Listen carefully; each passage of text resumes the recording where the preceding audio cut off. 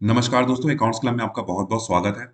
दोस्तों, आज की वीडियो हम देखेंगे अगर हमारे पास जीएसटी डिपार्टमेंट से फाइनेंशियल 17-18 के लिए 2A और हमारे 3B में जो आईटीसी है, अगर उसमें कुछ डिफरेंस आ रहा है तो उस केस में हमें अगर नोटिस आता है तो इस केस में हमें क्या करना होगा। तो ये हमारा जीएसटी पोर्टल में tax liability and ITC comparison 17-18 का टेबल नंबर 4 है, जिसमें हमने क्या है आईटीसी ली हुई है। ये हमारा 3B है जिसमें हमने क्या किया है 15,75,535 रुपए का आईटीसी लिया हुआ है। और हमारे 2A वहां पे हमारा क्या दिखा रहा है 15,49,645 रुपए। ये हमारे 2A में ऑटो पॉपुलेट हो रहा है, तो हमारा जो डिफरेंस है वो क्या आ रहा है 25,879 रुपए का। इसमें ऐसा दिख रहा है कि हमने 85,879 रुपए 2A से एक्सेस क्लेम किया हुआ है, लेकिन 17-18 में 2A का तो कोई कॉन्सेप्ट था ही नहीं। तो हमने जो ये आईटीसी ली है, तो इस आईटीसी लेने का हमारा रूल क्या होता है कि हमारे पास इनवॉइस होना चाहिए, हमने गुड्स रिसीव कर लेना होना चाहिए, हमने 180 दिन में इसका पेमेंट कर दिया हो और सामने वाले ने भी अपना 3B फाइल कर दिया हो और इसका पेमेंट कर दिया हो। तो भले ही आपने ये सारी कंडीशन फुलफिल करने के बाद आईटीसी ली हो, तो अगर आप जीएसटी डिपार्टमेंट को बोलेंगे भी तो जीएसटी डिपार्टमेंट इसको नहीं मानता। ये सब बोलने का मतलब है उनके सामने भैंस का जैसे बीन बजाना होता है, सिर्फ वैसा होता है। उनको इस सबसे मतलब नहीं है, उनको मतलब है कि भाई ये डिफरेंस आ रहा है तो इसलिए हम आपसे ये कलेक्ट करेंगे, तो इसकी वजह से हमें नोटिस देता है। तो अब हमें करना क्या है, चलिए ये देखते हैं। तो सबसे पहले आपको क्या करना है, जितने भी 2A है आपको जीएसटी पोर्टल से 2A डाउनलोड कर लेना है एक्सेल में। इसके बाद आपको रिकंसाइल करना है अपने बुक को, मतलब आपके बुक में जो आईटीसी दिख रही है और 2A में आईटीसी दिख रही है वो मिसमैच क्यों आ रहा है। हमें 2A और बुक्स को रिकंसाइल इसलिए करना है क्योंकि हमें उन सप्लायर को आइडेंटिफाई करना है जिनका जो क्या है हमारे बुक्स में तो दिख रही है उनकी आईटीसी, लेकिन वो 2A में नहीं शो हो रही है। तो हमें उन सप्लायर को आइडेंटिफाई करना है।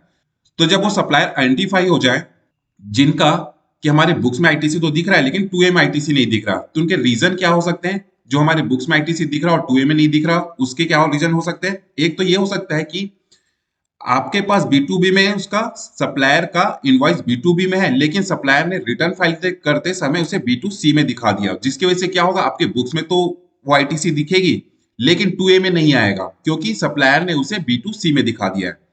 दूसरा रीजन ये भी हो सकता है कि उसने रॉन्ग जीएसटीआर नंबर दे दिया हो, मतलब ये हो सकता है कि उसने आपकी जीएसटी की जगह किसी और का जीएसटी नंबर गलती से डाल दिया हो, जिसकी वजह से क्या वो आपके 2A में तो आईटीसी नहीं आएगी। तीसरा रीजन ये हो सकता है कि उसने प्लेस ऑफ सप्लाई गलत दिखा दिया हो। प्लेस ऑफ सप्लाई गलत दिखाने के केस में क्या होगा, वो आपके 2A में तो दिखेगा लेकिन उसकी आईटीसी आपको नहीं मिलेगी।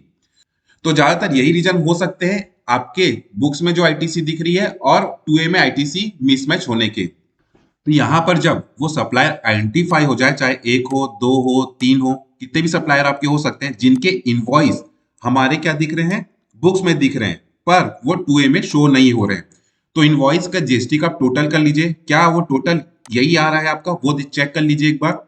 जो इनपुट टैक्स टेबल में जो हमारा डिफरेंस आ रहा है क्या उतना ही है। उसके बाद हमें क्या करना होगा, इन सप्लायर से डिक्लेरेशन लेना है।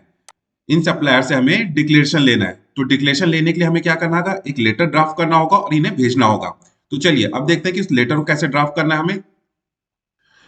तो अब यहाँ पे हमें सप्लायर से डिक्लेरेशन लेना है उस इनवॉइस के रिगार्डिंग जो कि हमारे बुक्स में दिख रहा है पर वो क्या हो रहा है 2A में शो नहीं हो रहा है। तो यहाँ पे हमें डिक्लेरेशन लेना है, लेकिन ये डिक्लेरेशन के लिए हम ये लेटर क्या है हम ड्राफ्ट करके उसे भेजेंगे। तो इसमें क्या है हमारा confirmation letter of GST paid on supply, यहाँ पे हम लिखेंगे डेट। उसके बाद यहाँ पे 2 में आएगा हमारा नाम, रिसिपिएंट का नाम और एड्रेस, और उसके बाद यहाँ पे हमारा जीएसटीएन नंबर, यहाँ पे हम सब्जेक्ट लिखेंगे confirmation of collection and payment of GST from you.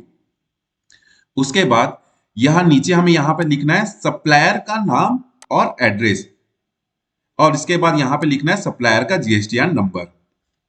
इसके बाद पॉइंट नंबर 1 में वो इनवॉइस का डिटेल हम मेंशन करेंगे जो कि हमारे 2A में शो नहीं हो रहा है।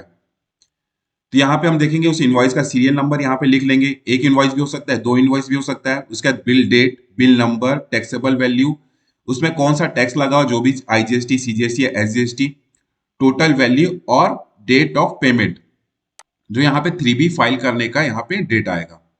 उसके बाद पॉइंट नंबर 3 में वो रीजन हम लिखेंगे जिस रीजन के वजह से ये हमारा 2A में शो नहीं हो रहा है। तो हमने क्या रीजन लिखा है यहाँ पे, फर्स्ट रीजन में लिखा हुआ है कि यहाँ पे B2B की जगह B2C में चला गया हो, या फिर आपने गलत जीएसटीआई नंबर डाल दिया हो, हमारा जीएसटीआई नंबर की जगह किसी और का जीएसटीआई नंबर चला गया हो, या तीसरा हमने यहाँ पे रीजन लिखा है कि रॉन्ग प्लेस ऑफ सप्लाई, या हो सकता है कि उसने प्लेस ऑफ सप्लाई गलत दिखा दी हो इस इनवॉइस के रिगार्डिंग। उसके नीचे यहाँ पे आना है और यहाँ पे सप्लायर का सील और साइन लेना है और उसका जीएसटीआई नंबर। तो इस तरह के हमें एक लेटर ड्राफ्ट करके सप्लायर को भेजना है और सप्लायर यहाँ पे अपना यहाँ पे सील और सिग्नेचर करके हमें देगा।